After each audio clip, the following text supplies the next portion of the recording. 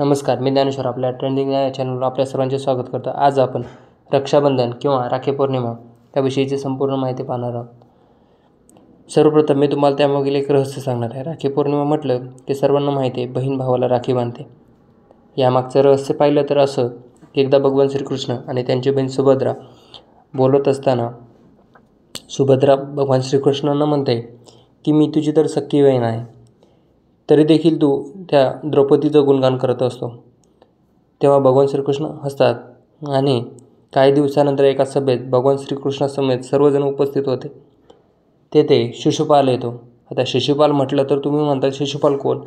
शिशुपाल हा भगवान श्रीकृष्णाच्या आत्याचा मुलगा.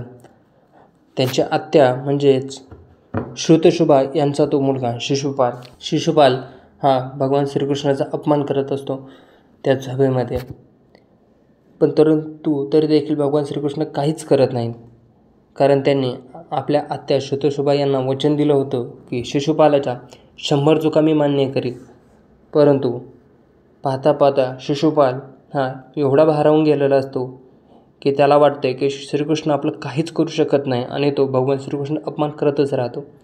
जेव्हा भगवान श्रीकृष्ण सांगतात की तुझ्या 100 चुका पूर्ण झालेल्या आहेत, तरी देखील शिशुपाल आपली एक चूक करतो आणि भगवान श्रीकृष्ण आपल्या सुदर्शन चक्रांना प्रकट करतात आणि त्या शिशुपालाचा वध करतात. सुदर्शन चक्र परत आपल्या बोटात धारण करतात व थोडंसं धारण करताना आपल्या बोटाला थोडीशी जखम करतात. तेव्हा बोटातून रक्त येताना सर्वजण पाहतात. हे द्रौपदी देखील पाहते. द्रौपदी धावत येऊन आपल्या शालूचा एक पट्टी कापते, तोडते आणि भगवान श्रीकृष्ण यांच्या बोटाला बांधते. हीच ती पहिली राखी. तेव्हापासूनच या रक्षाबंधन या सणाची सुरुवात झालेली आहे.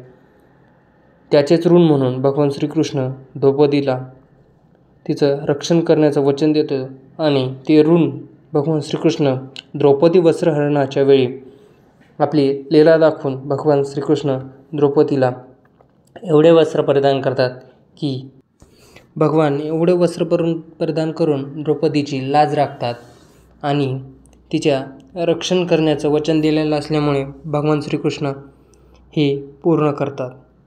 चला तर व्हिडिओला लाईक करा मग या गोष्टीवर.